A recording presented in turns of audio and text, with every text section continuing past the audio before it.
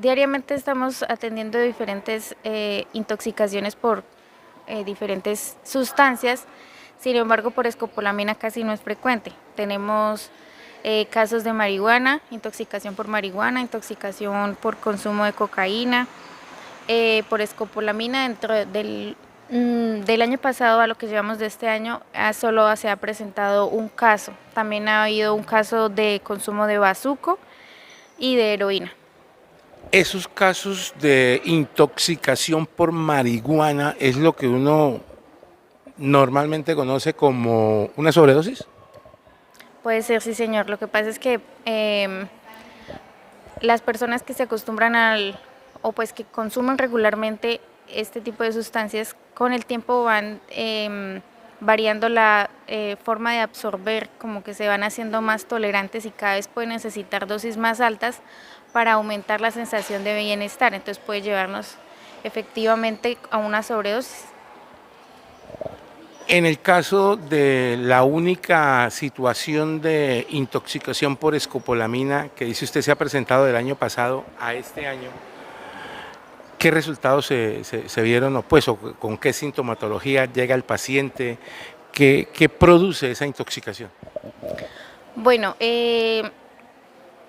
la intoxicación propiamente por escopolamina entonces puede presentarse inicialmente una confusión. Entonces la persona queda desorientada, muy de pronto desubicada del lugar en donde se encuentra, con una capacidad de resistencia muy disminuida. Entonces por eso se ven los casos en donde vemos en las noticias que las personas salen de un lugar, que son llevadas de la mano, que retiran dinero de, no sé, de un cajero, y todos lo hacen como si estuvieran totalmente de acuerdo, porque pierden mucho la capacidad para decir que no.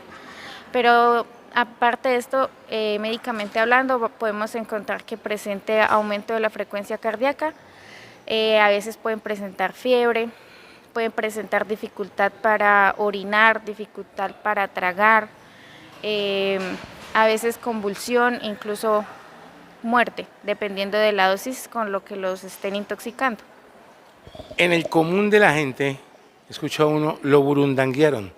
Cuando se dice eso, es la misma escopolamina, ¿por qué el término de burundanga? ¿Ustedes de repente conocen algo del tema? La burundanga es un término coloquial para una mezcla que no solo se utiliza escopolamina, sino otras sustancias que también generan depresión del sistema nervioso, y por eso pues es como más fácil que la persona ponga menos resistencia. Entonces la burundanga es el revuelto de la escopolamina, exactamente, como un cóctel de otras cosas que le deprimen a uno el sistema nervioso central. ¿Y cómo se las hacen ingerir a la víctima? ¿Eso es tomado, olido? ¿Cómo es?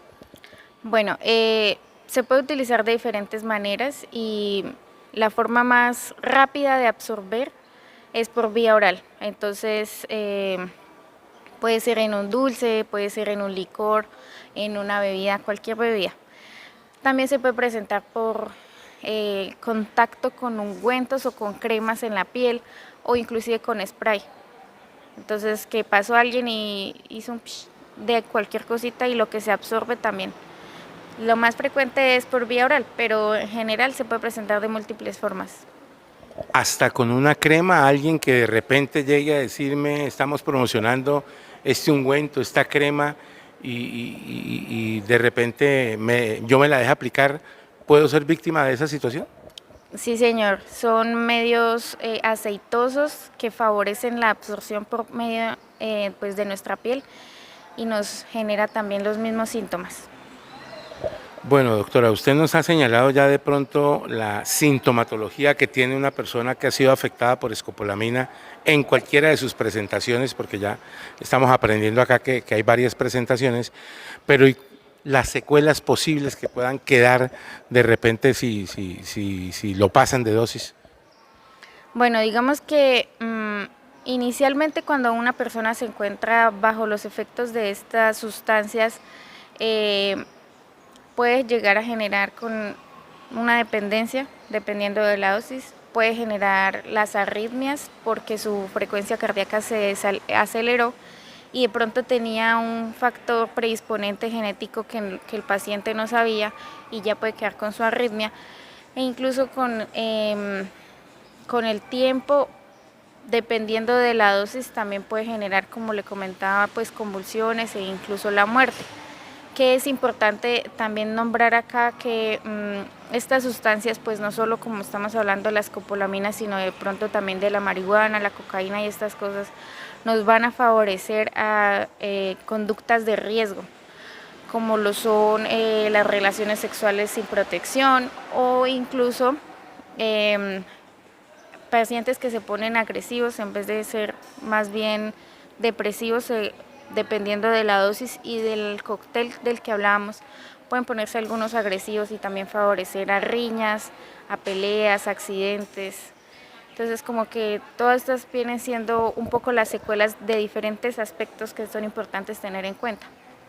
Bueno, usted nos dice que no es muy común el tema de la intoxicación acá con escopolamina, pero sí es de repente más común el tema de la intoxicación con marihuana, con cocaína, pero en esos casos, ¿qué han podido determinar? ¿Son intoxicaciones que de repente el mismo paciente por equivocación cae ahí o en algún momento pudo haber sido inducida?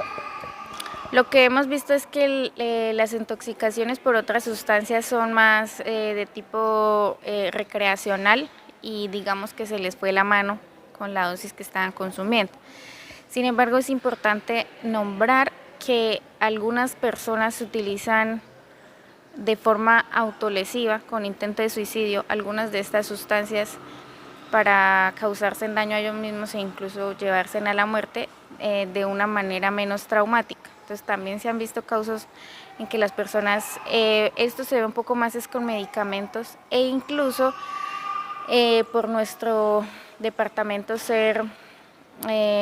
tener mucho aspecto agropecuario, también se ve con los herbicidas y con los insecticidas, que son con las sustancias que los pacientes intentan hacerse daño a ellos mismos. Y las edades, doctora, con ese tema de las intoxicaciones, por ejemplo, por marihuana, ya lo que ustedes, digamos, tienen de estadísticas, de histórico, personas adultas, de repente menores de edad, ¿qué se tiene? Menores de edad casi no vemos, afortunadamente. De los que más se presentan son pacientes jóvenes, adultos jóvenes, mayores de 20 años, 35, entre 20 y 35 años e incluso algunos pacientes de 40 años han llegado con consumo de herbicidas e insecticidas por riñas con sus familiares, discusiones de pareja y esas cosas. Es como las cosas que más frecuentes se ven. Finalmente, doctora, ¿qué tipo de recomendación hay que entregar para, pues, de alguna manera evitar estas situaciones que, pues, dice usted, no son comunes con el producto escopolamina, pero que de repente sí son más comunes con otros productos? Bueno, inicialmente para disminuir el riesgo de pronto de la exposición a la escopolamina podríamos tener en cuenta cuando podamos salir a compartir con allegados, tener la precaución de no recibir alcohol a personas desconocidas o ninguna bebida, agua gaseosa, lo que sea, o dejar mi vaso ahí que salí a bailar un momento y cuando llegué me terminé de tomar lo que tenía en el vaso porque no sabemos quién pueda estar cerca, le ponga ahí la sustancia, yo no me di cuenta y la consuma. Eso por un lado. Por otro lado, se ve aquí en nuestro apartamento que cuando se vienen las fiestas decembrinas o las ferias y esas cositas, se vende mucho se vende mucho licor adulterado. Entonces el licor adulterado nos puede causar secuelas irreversibles como la ceguera y también dependiendo de la cantidad de consumo también puede generar muerte. Entonces también son cosas a las que nos toca tener cuidado de consumir, de comprar estos licores en lugares conocidos o de confianza. Y con respecto a los herbicidas y estas cosas que se puede presentar accidental y ahí sí son más frecuentes en los niños, es tener en cuenta en dónde los estamos almacenando, porque a veces yo los puedo utilizar como fumigo para mi casa por, no sé, cucarachas, ratones, y los niños ven que uno los coge como adultos como algo normal, entonces que aquí, allá, y pum, se consumieron, no sé, con las manitos untadas de eso se ve. Es los casos que hemos visto, las manitos untadas de los venenos, se consumen un dulce, cualquier cosa, y ahí es donde ellos se pueden intoxicar. Entonces es muy importante que sepamos en dónde almacenar este tipo de venenos que son muy frecuentes aquí en nuestro apartamento de uso normal, de uso cotidiano.